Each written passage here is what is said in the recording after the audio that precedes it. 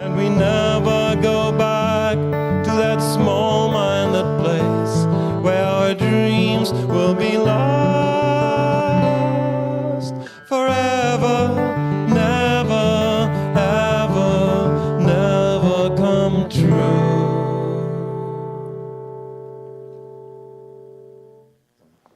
Well, good morning, everyone. Thank you for coming, and thank you for being here.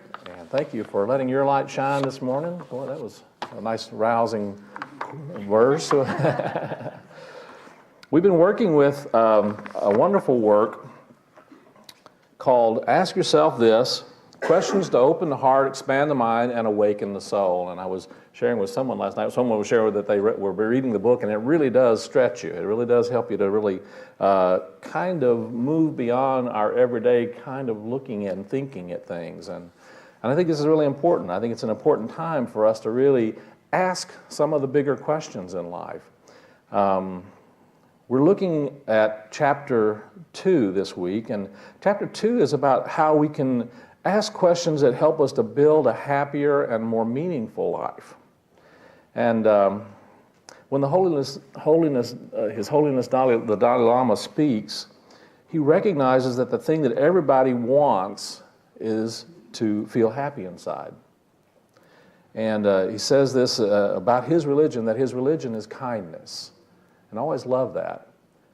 I'm getting a little feedback up here in the monitor, guys. Can you shut that down for me? Thank you. Appreciate it. So his religion is kindness, and I believe that you and I are living in very extraordinary times. It's a time where I feel that this kind of understanding and awareness is so significant. They're both challenging times, and they're also very powerful times for opportunities to make shifts, both individually and collectively. And so we're facing great opportunities to kind of dig deeper in ourselves, to really listen more clearly to what we're being called for and called to. I really think that life events, our own personal life events, as well as world events, are there to help reveal to us greater awarenesses of our connection with the divine and greater strengths and divine qualities and characteristics that we have that perhaps we haven't awakened in ourselves as fully as we could. So in this book, there's a variety of questions. Wendy gives a number of questions that really kind of help us to think about what are some ways that we can live into experiencing life in a more happy and a more meaningful way. So naturally, I was looking for some stories about that, and I came across this one quote from George Burns. He says, "Happiness is having a large, loving, caring, close-knit family in another city." See, the funny thing is, I found a lot of good, funny stories, not so much about happiness, but the lack thereof. There was this Charlie Brown cartoon. He says to another child, "You know what? Yesterday I was almost happy. For one brief moment, I thought I was winning the game of life, but then they threw a penalty flag." Charlie Brown. I came across some interesting branding ideas and awarenesses, some things that really stood out for me. Do you realize that when Gerber Food first started selling baby food in Africa, they used the same packaging that they used here in the United States? And they had a cute little baby on the front with the label and everything. And later what they found out is that the custom in Africa was to put a picture of what the contents of a jar were. And they wondered why they weren't selling anything. When Coca-Cola first shipped to China, they named the product something that when pronounced sounded like Coca-Cola. The only problem was that the characters that they used meant bite the wax tadpole. A little lost in translation there. Later they changed the set of characters to mean happiness in the mouth. Sales improved after that, I'm sure. And then Pepsi started marketing its products in China a few years back, and they translated their slogan, Pepsi brings you back to life.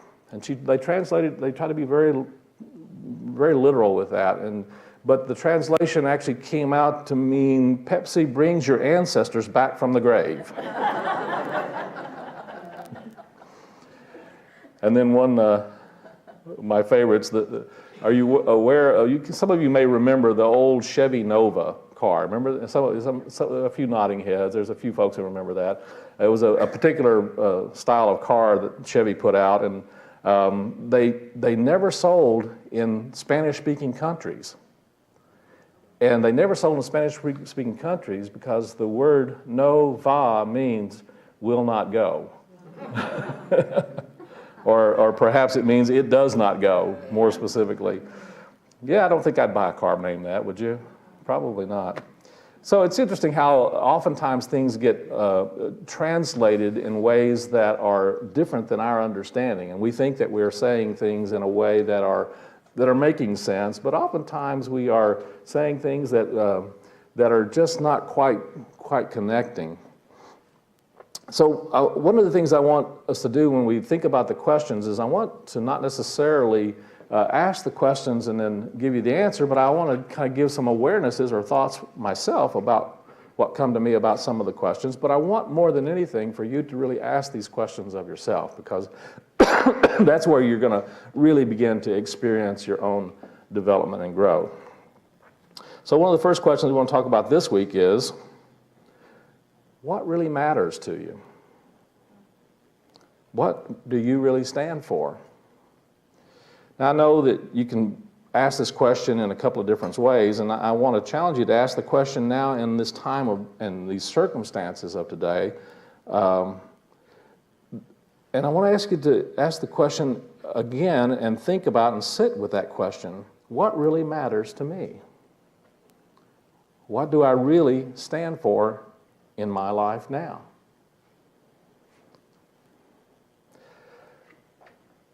I came across a story some years ago, and it actually is a true story. And this is a story that happened up in Seattle, and it was reported in the newspapers around there and a number of different publications. And I'm still very inspired by this question and by this event. See, there were 9 children who were all physically challenged and physically handicapped, and they were competing in the Special Olympics. And as they began to get ready to run a 100 meter race, the gun went off and everyone started off, and one young boy tripped at the line. And when he did, he fell and skinned his knees and started crying and one of the girls turned around and heard him and came back and gave him a kiss on the cheek and helped him get up, and he said that'll make it better, and was helping him up. And at the same time, all the other contestants heard this. They all turned around, came back to the line, and they all went through the race, and they finished the race at the same time.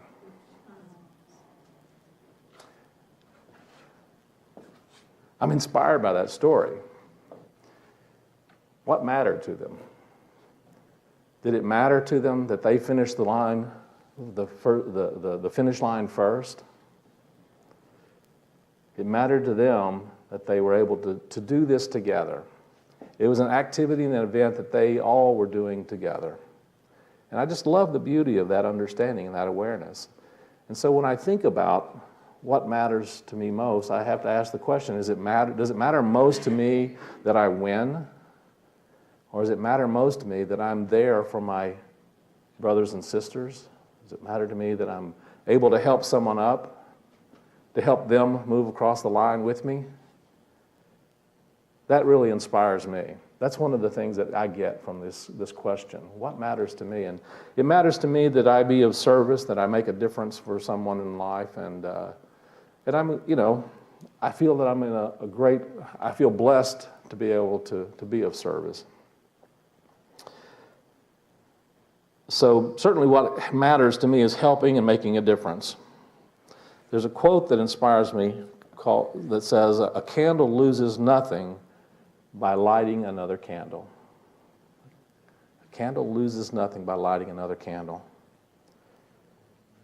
To be clear on what is most important to us in life lets us be much more, I would say even razor sharp on our vision of what's significant for us in life. And it helps us to put other things, to let them be a little more fuzzy perhaps. And by doing so, we're actually putting our creative energy into more of what is really the most significant things for us. So what do you stand for? What do you stand for? And then ask yourself this in this way: what do I stand for? There's that saying, of course, if you don't stand for something, you'll fall for anything, right? So I came across this wonderful story when I think about what matters most and what do I care most deeply about, and this one spoke to me also. It was a story of an old woman who finds a very precious stone in a mountain stream. And she takes this precious stone and she puts it in her bag, and she's wandering down the way, and she stops and sits down at a riverbank, decides to have a bit of lunch, and as she stops, she's greeted by a man there, a very poor man. And he seems to be without anything, without food, without a home. And he says to her, "Can I have some of your lunch? Will you share it with me?" And she said, "Well, yes, of course I will." And as she opens her bag to bring out the lunch, he notices the precious stone in there. And he says, "Oh, instead of the lunch, would you give me that stone?" And she said, "Well, yes, I'll be happy to," and gave him the stone. And he's just delighted. He's got this precious gem, this precious stone, and he's going down the road. And as he goes down the road, he stops and he reflects on what just happened. And he thinks about it a little bit. And he turns around and he goes back to see the woman. And he gives her back the stone. He says, "Please take this back." And she says, "No, I gave it to you. It's yours." He said, "No, instead of the stone, I would really like you to give me what in you allowed you to give me the stone." So I want you to think about that just for a moment. What in you allowed you to give me this precious stone? What are the things that are most significant to us in our lives? What are the things that are most valuable? What are the things that make a difference, not only in our lives, but make a difference in the lives of those around us? Beautiful questions, things to really contemplate and to really reflect on and meditate on in our lives.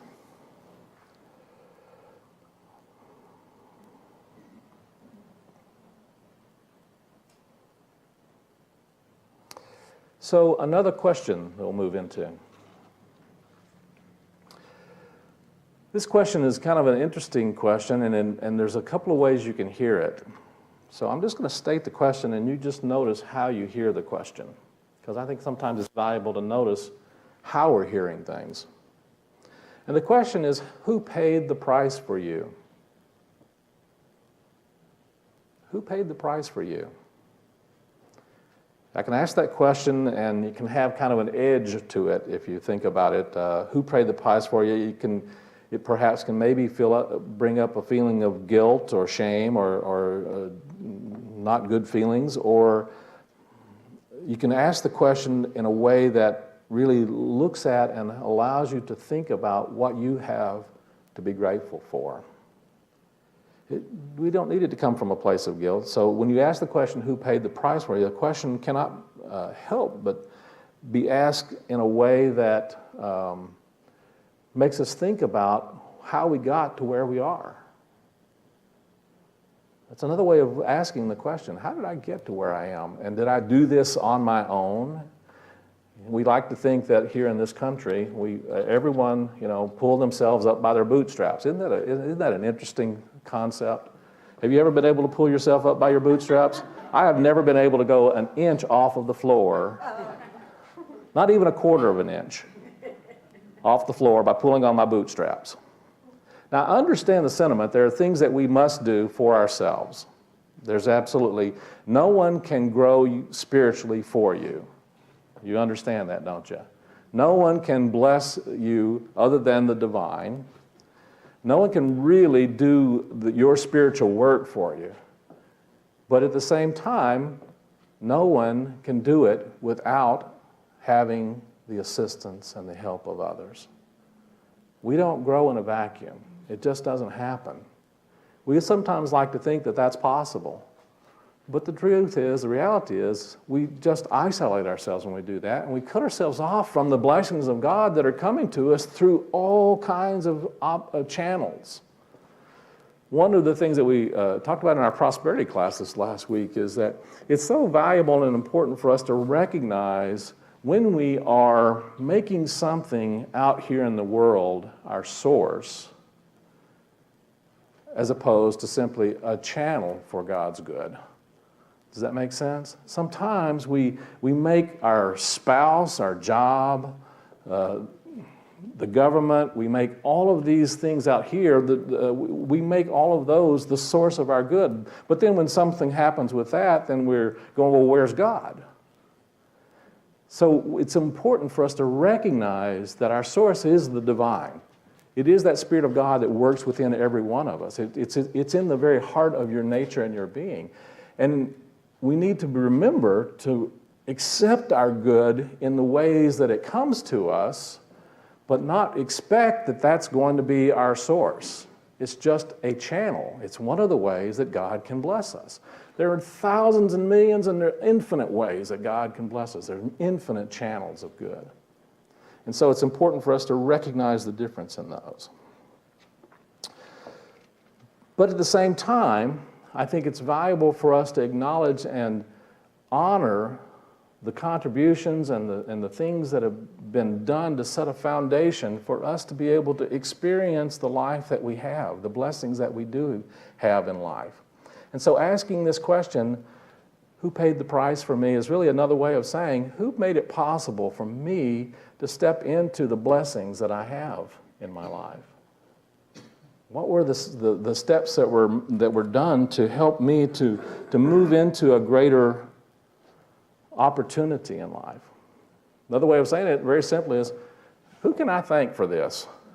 Who can I thank for the blessings that I experience? Well, certainly we thank Spirit, but also it's, I think, valuable for us to recognize and acknowledge and give thanks for the channels of good that come to us as well. I came across this quote from J.D. Salinger. He says, "I'm a kind of paranoid in reverse. I suspect people are plotting to make me happy." Just recognize that ultimately people are plotting to make you happy.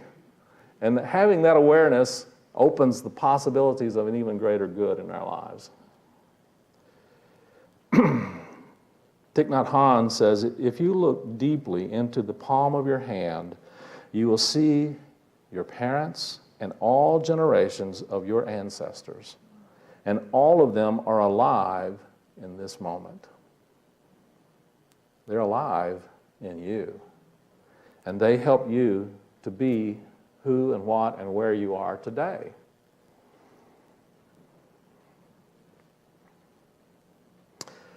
I came across an interesting story some years ago. It was actually an HBO special movie, and it was called Iron-Jawed Angels. And it's about two women who took a very radical turn in the suffrage movement. And they went on hunger strikes. And they led hunger strikes to finally break down the obstacles to women voting. And it was a very powerful story and a very powerful movie. They were force-fed in prison, almost to the point of death, for something that sometimes I think we take for granted. You know, I go and look at the ballot sometimes, and I wonder sometimes whether I really have awareness enough to really make an intelligent vote.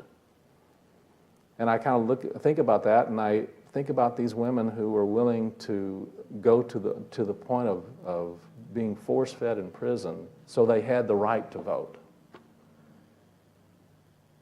And I feel a little embarrassed about that at times. So I do my best to really honor not just their ability to vote, but the importance of this in my life. And when I think about voting, to me it's a sacred privilege. It is a sacred privilege. It's an opportunity that I have to express a voice and to really ask the questions. And to me, it's not so much as, I mean, certainly I think it's important what we vote for, but I think even more important than what we vote for is where we vote from. And I try to always listen to, when I vote, am I voting from a place of peace and love and possibility? Or am I voting from a place of fear and doubt and cynicism? It absolutely changes the vote when you think about it. And I think we are all called to listen to the Spirit of God within us and move into a place of really making the decisions and choices. And a vote really is simply a choice. It's not just making a vote, but what choices am I making that are coming from a place of love and peace and possibility? And what choices am I making that are coming from a place of fear and limitation and lack? I do them both. I've done them both. And I can tell you from my experience, I'm more blessed in life when I come from a place of love and fear and acceptance and caring and compassion. Norman Cousins said, if something comes into life in others because of me, then I've made an approach to immortality. If something comes to life in others because of me, then I've made an approach to immortality. And one of my favorite quotes is a quote from Albert Schweitzer. And I've used this a number of times, and it speaks to me. He said, I do not know what your destiny will be, but what I do know, those who will be truly happy are the ones who have sought and found a way to serve. Can I read that again? It's just such a valuable awareness. I do not know what your destiny will be, but what I do know, those who will be truly happy are the ones who have sought and found a way to serve. Yeah.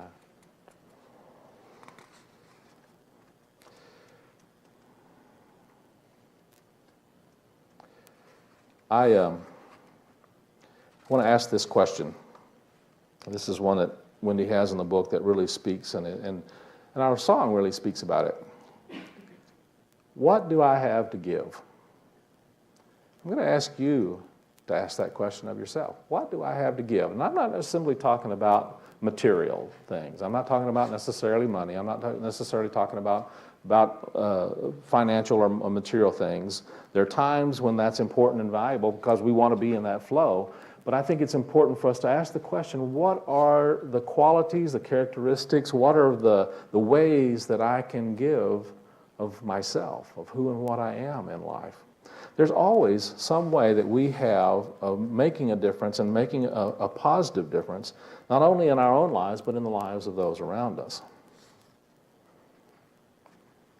I came across this, and this is a true story. It was actually on one of the Oprah Winfrey episodes, and I actually remember watching this some years ago, and then reading about it sometime later. There was a woman, and actually her name was Angela Montez, and she works in one of those stores where it's like a cash advance store. You guys are familiar with those? And so she was in there one day, and there was a 25-year-old guy named Greg Smith walked in and had a gun and pulled the gun on her, and she told her to open the drawer and step away. She didn't have a chance to push they've got these panic buttons. She didn't have a chance to push the panic button. And so she's absolutely terrified. I know I would be. Totally terrified, and she first says, please don't hurt me. Please don't hurt me. That's what she's saying. And at one point, what she's saying began to shift.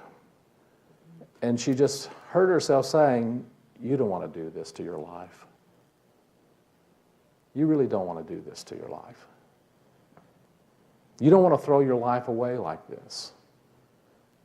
And she noticed about that time a tear coming down his cheek. And she said, where is your mother? Where is your mother? And and she said, will you pray with me? And he stopped what he was doing. He got down on his knees with her, and they both prayed. And he tried to give her the gun, and she said, I don't want anything to do with that. And you can see it on the video. And he said, no, no, no. And he took the bullets out of the gun and handed her the gun and turned that situation around in that moment by simply saying something that was caring about him, was compassion for him. Now, I'll be honest with you, I don't know if I could do that in the situation. I would love to think that I would be able to, but I certainly don't know that I would be able to really think in that way when I'm in the middle of total terror and fear of someone at that point. But she was able to shift from out of her fear into a place of really actually thinking compassionately about this young man who was about to throw his life in the toilet. Now, he wound up going ahead and going through his trial, and wound up going to prison.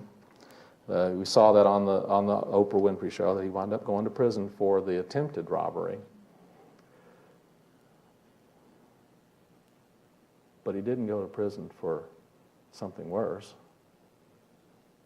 which is probably a good thing. The Dalai Lama says, if you want others to be happy, practice compassion. If you want to be happy, practice compassion. We saw the evidence of that compassion in that story.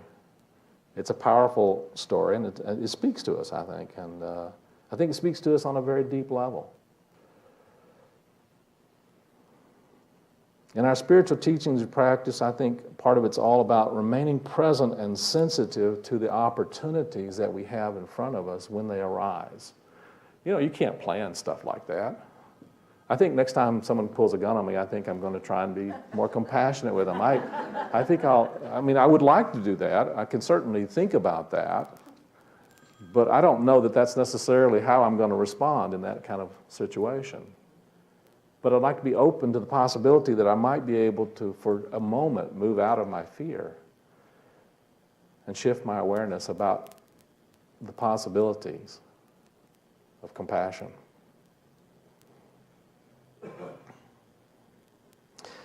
So I asked the question, what do I have to give?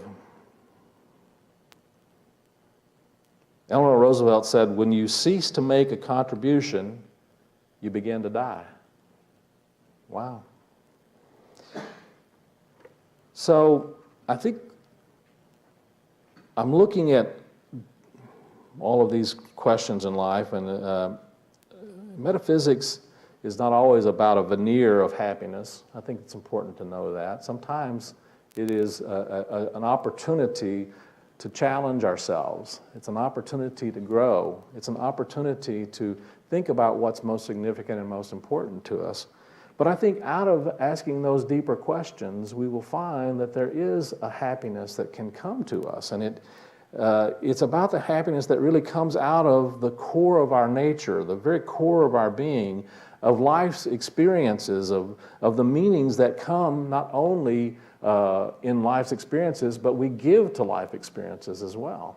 It's how we look at things and look for the possibilities of a greater good.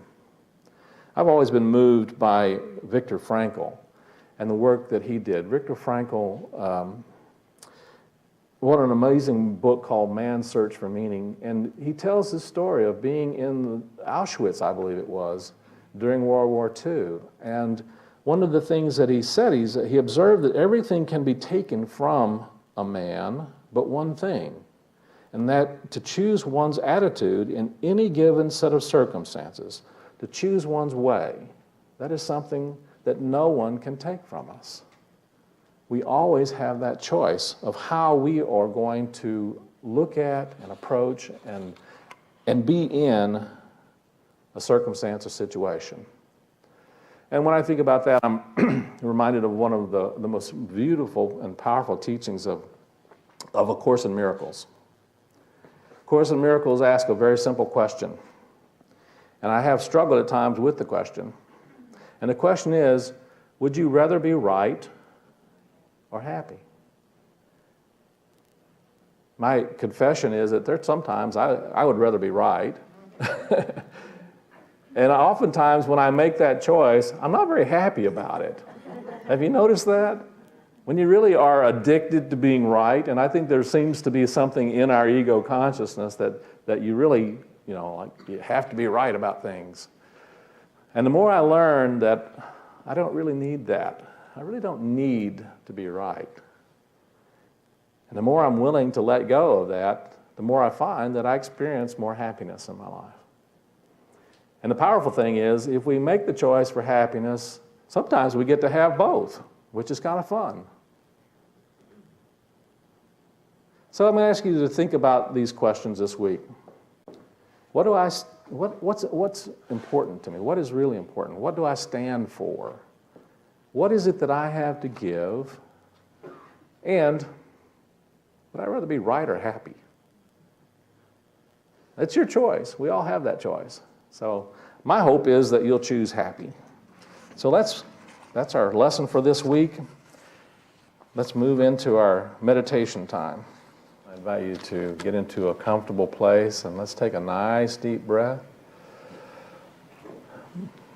Breathe into the heart space. And as you breathe in and out, I invite you to allow that spirit of peace and relaxation to settle into the heart area. Focus your awareness, your attention on your heart, and just allow yourself to ask the question,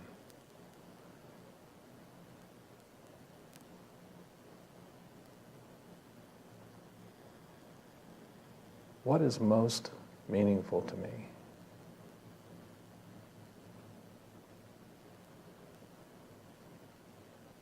What do I stand for?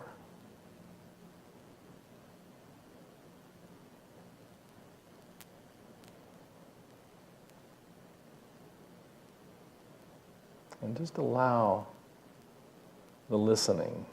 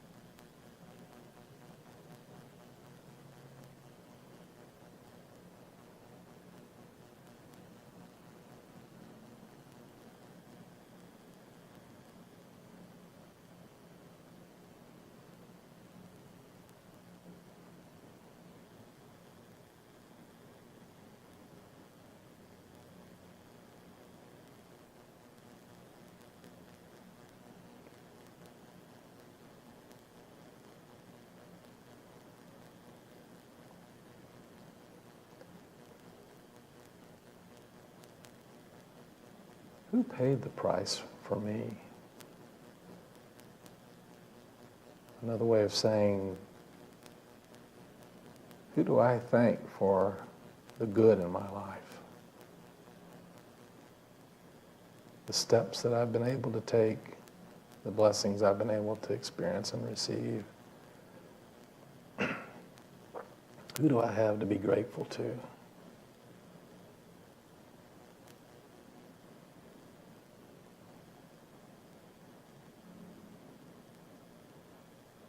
What are the channels of good that I can be grateful for?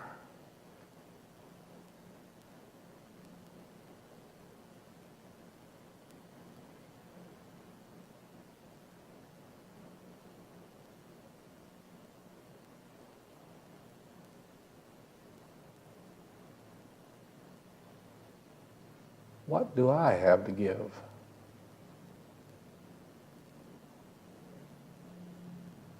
What is mine to give?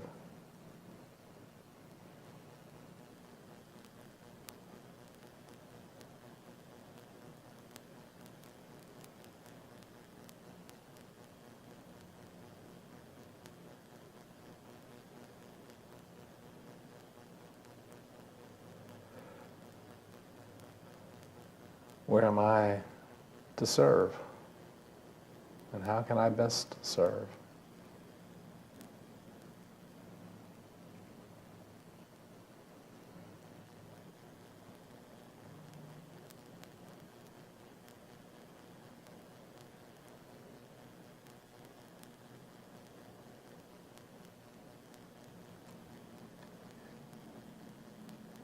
And am I choosing to be right or happy?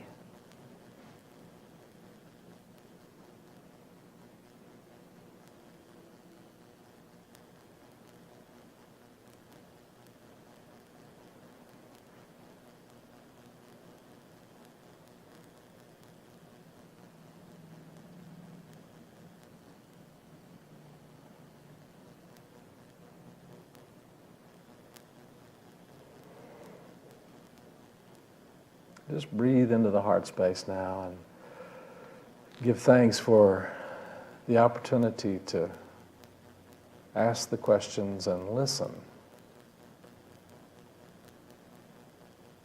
And just be open to moving forth from this time of reflection and meditation, knowing that as we move from this space, that the answers are coming to us and they are moving us and guiding us in ways that will help us to experience a happier and a more meaningful life. And be open to the opportunities and the lessons and the messages that life brings to us. Thank you, Blessed Spirit. And know that it is so right now. Take a nice deep breath. Breathing into that heart space, give thanks for the exploration, for the opportunities to learn and grow, for letting our spirits be open to divine guidance. And take one more nice deep breath and gently open your eyes and give thanks. And so it is. Amen.